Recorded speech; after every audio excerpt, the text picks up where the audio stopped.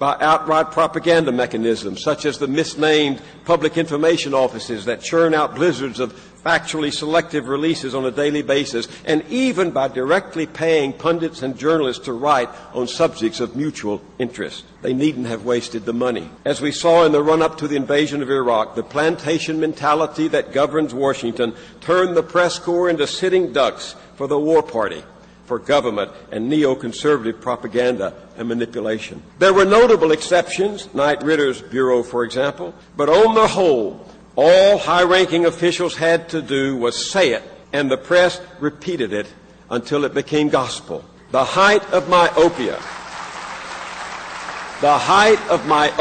came with the admission, or was it bragging, by one of the Beltway's most prominent anchors that his responsibility is to provide officials a forum to be heard. What they say, more newsworthy than what they do. The watchdog group FAIR found that during the 3 weeks leading up to the invasion, only 3% of U.S. sources on the evening news of ABC, CBS, NBC, CNN, Fox, and PBS expressed skeptical opinions of the impending war, even though a quarter of the American people were against it. Not surprisingly, 2 years after 9/11, almost 70% of the public still thought it likely that Saddam Hussein was personally involved in the terrorist attacks of that day. One Indiana school teacher told the Washington Post, quote, "From what we've heard from the media, it seems like what they feel is that Saddam and the whole al-Qaeda thing are connected."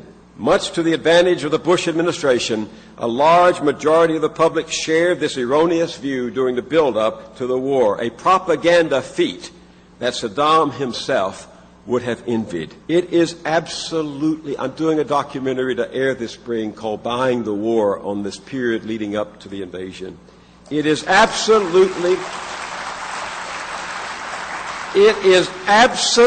stunning, frightening, how the major media organizations were willing, even solicitous hand puppets of a state propaganda campaign cheered on by the partisan ideological press to go to war. But there are many other ways the plantation mentality keeps the American people from confronting reality. Take the staggering growth of money in politics. Compared to the magnitude of the problem, what the average person knows about how money determines policy is negligible.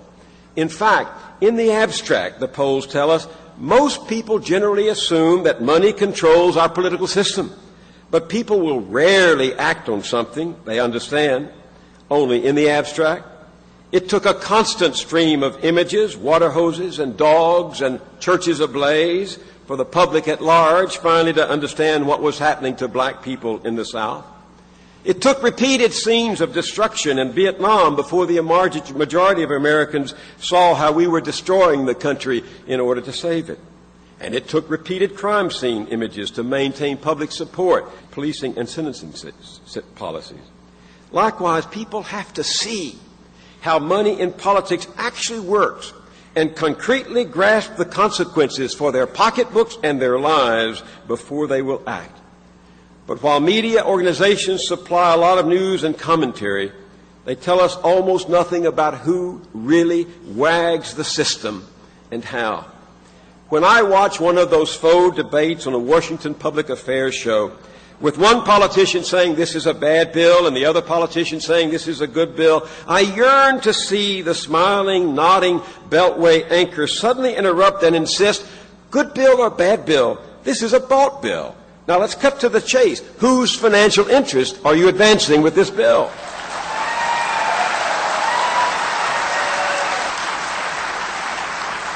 Then there's the social costs of free trade. For over a decade, free trade has hovered over the political system like a biblical commandment, striking down anything, trade unions, the environment, indigenous rights, even the constitutional standing of our own laws passed by our elected representatives, that gets in the way of unbridled greed.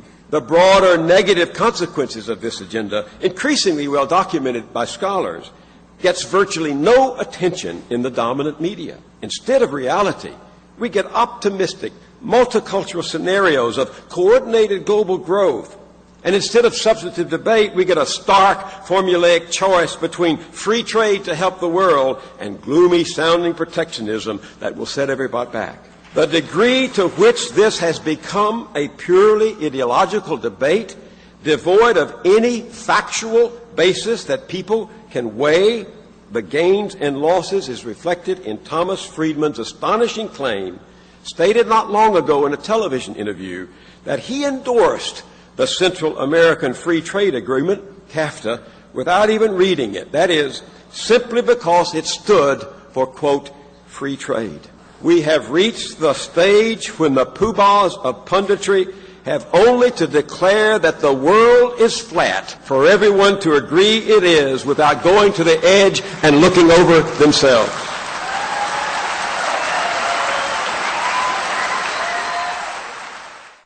You're listening to Bill Moyers on Media Reform. This is AR. You can order copies of this program by calling our toll-free number, 1-800-444-1977. That's 1-800-444-1977. Or you can order online on our website, alternativeradio.org. That's alternativeradio.org. Stay tuned at the end for complete details on ordering.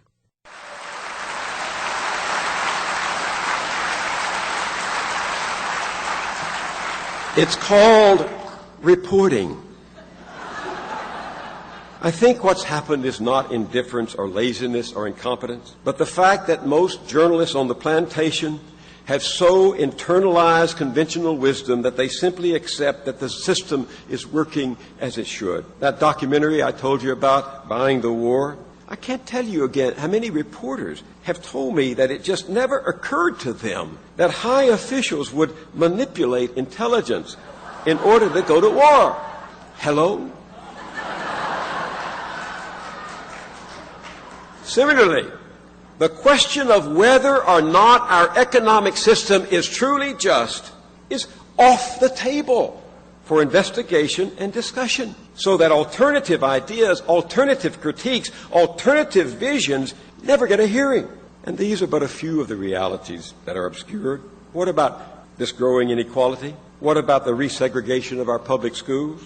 What about the devastating onward march of environmental deregulation? All examples of what happens when independent sources of knowledge and analysis are so few and far between on the plantation. So, if we need to know what is happening and big media won't tell us, if we need to know why it matters and big media won't tell us, if we need to know what to do about it and big media won't tell us, it's clear what we have to do. We have to tell the story ourselves.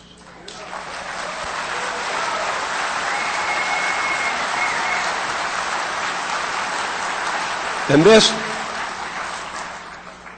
is what the plantation owners feared most of all. Over all those decades here in the South when they used human beings as chattel and quoted Scripture to justify it, property rights over human rights was God's way, they secretly lived in fear that one day, instead of saying, yes, massa, those gaunt, weary, sweat-soaked field hands bending low over the cotton under the burning sun would suddenly stand up straight, look around, see their sweltering and stooping kin, and say, this ain't the product of intelligent design.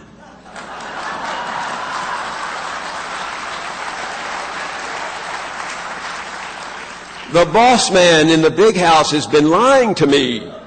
Something is wrong with this system. This is the moment freedom begins. The moment you realize someone else has been writing your story, and it's time you took the pen from his hand and started writing it yourself.